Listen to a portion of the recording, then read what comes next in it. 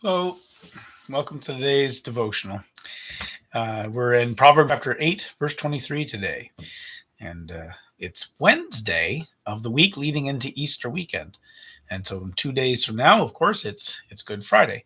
Now, if you happen to be watching this video on the day it's released, that's what's happening. And so, um, happy Easter as we approach that.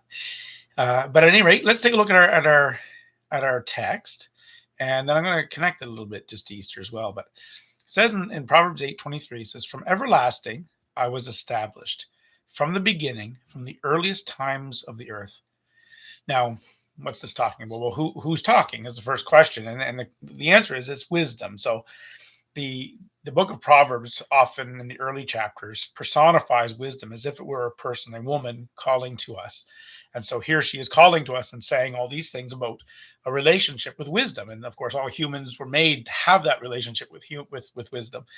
So she's just talking about that. She says here, from everlasting, which is a way of saying from as far back as there is, back to the beginning of time, I was established. And so once again, that's when it was decided that I would be this force in the world from the beginning, right? From the earliest times of the earth.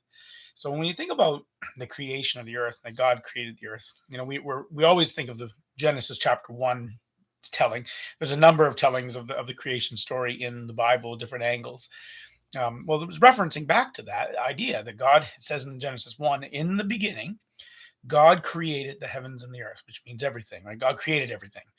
And what wisdom is saying here in this verse is from that moment, from right then, when God created everything, the earliest time, the beginning, I was established.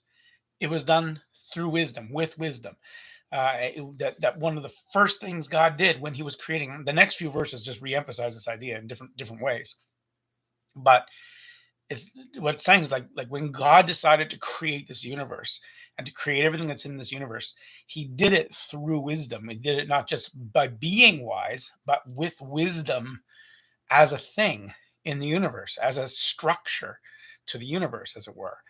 And so we see this effect of wisdom on the way that the created order is made, that all things are created in order, with order.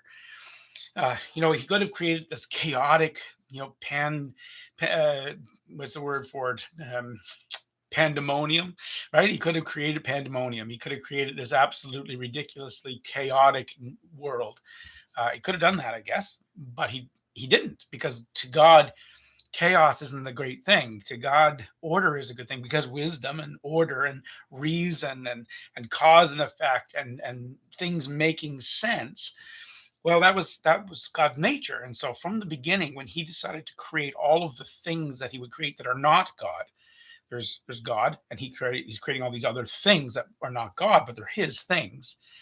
He decides to put Himself into it in the same way, I suppose, an artist might paint something, or might pen a poem or a song or something, and they put their own nature, their own character into that creation. Well, I guess in that sort of the same way, God, when He created the universe, from His own character, this orderly, good, moral, reasonableness of God was the structure of the creation He made. And so here we are in a universe that has laws of nature, for instance. No one knows why the laws of nature exist, other than that God created them. But there's no scientific explanation for why this law of nature or that law of nature exists. Some of them are seemingly very arbitrary, except that they make the universe work. And it really does. And it's rather neat that God designed it all with this interconnectivity and this orderliness, that this causes that and that causes this, and that it all works together to bring about this wonderful, beautiful universe that we live in. And in the center of our part of this universe here on Earth, the intricacies, and as we hear about the fine tuning of our world for humans to live on, it's rather amazing and cool and orderly and sensible, and because of things like the laws of nature that God decreed, science was born. And through science, we can discover all the laws and realize there is such a thing as cause and effect. And that's because God made it that way. And so we can experiment and learn and grow in our knowledge and our understanding of the universe. And that's all a good thing. But then connected to all that is the goodness of wisdom, that moral aspect of wisdom, that there is a good and there is an evil. There is a good world that God made that was meant to be full of just goodness, because that's what God prefers. He loves is goodness, right? Moral goodness, not just structural wisdom, but the moral wisdom. And so we see that in God's design. But then we live in this world, and you and I both know, you don't have to look very far to see examples where the chaos and the evil exist. And that in God's creation has infected and corrupted it in so many ways because, well, we humans sinned against God and turned against God and drew evil into the world. And so here it is. And we live in this corrupted world.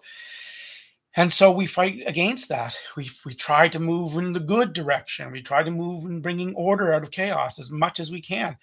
And that's a good thing for every human to do, and especially every Christian to do. I mean, we believe in Jesus. We should really want to grow in wisdom so that we can bring order to chaos, and so that we can bring goodness to a place that's full of evil.